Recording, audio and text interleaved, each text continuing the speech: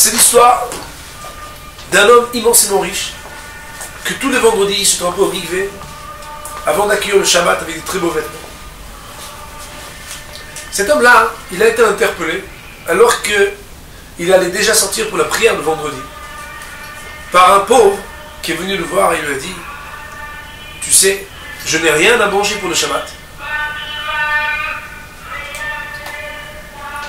J'ai besoin que tu m'aides. » Cet homme riche l'a chassé.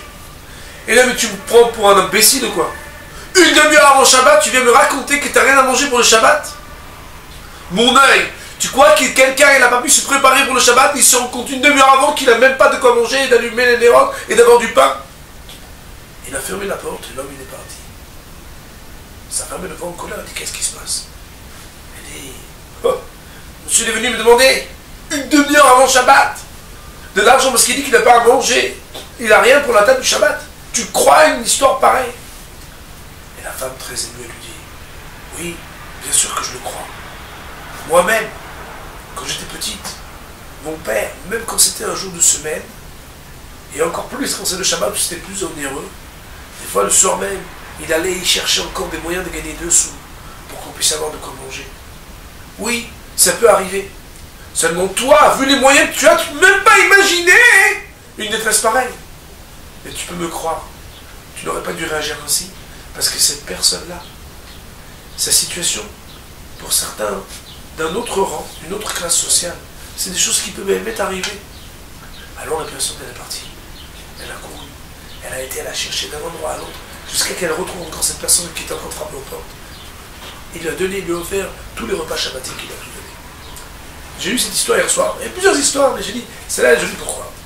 Parce qu'en réalité, l'homme, il regarde le monde selon ce qu'il est. L'homme, il regarde le monde selon ce que lui, il a la possibilité de voir.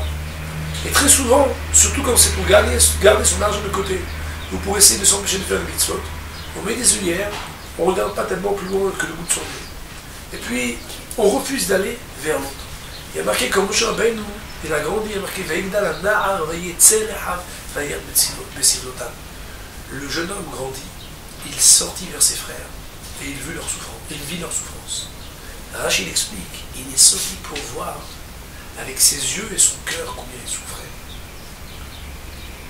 Dans la vie, des fois les gens vous appellent pour vous demander de l'aide. Et malheureusement, très facilement, surtout quand les sollicitations sont nombreuses, on dit non sans savoir de quoi il s'agit.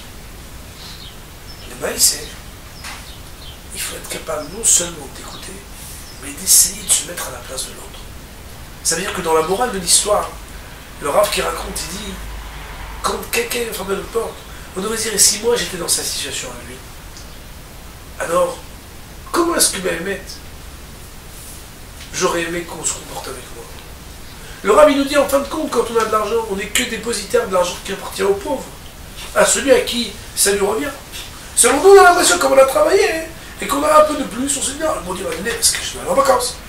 T'arlès, mais quand quelqu'un a besoin de manger, quand quelqu'un a une situation difficile, il faut être capable de se regarder soi-même comme dépositaire de l'argent du pauvre, et dit, le Rav, que de la manière avec laquelle nous on réagit vis-à-vis de l'autre, même si on n'espère jamais, mais des fois, bam, minan, les situations se retournent.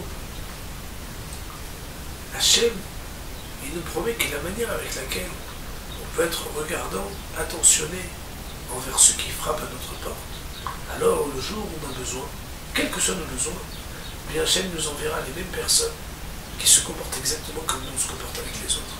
Ça veut dire qu'en réalité, si on est capable de dépasser qui on est pour essayer de comprendre quelle est la situation, la difficulté de l'autre, alors ben mettre à côté de chemin, il fera que quand on aura des situations difficiles, que ce soit sur le plan financier ou moral, le Hachem il nous enverra des bonnes oreilles et les bonnes âmes généreuses qui pourront nous aider.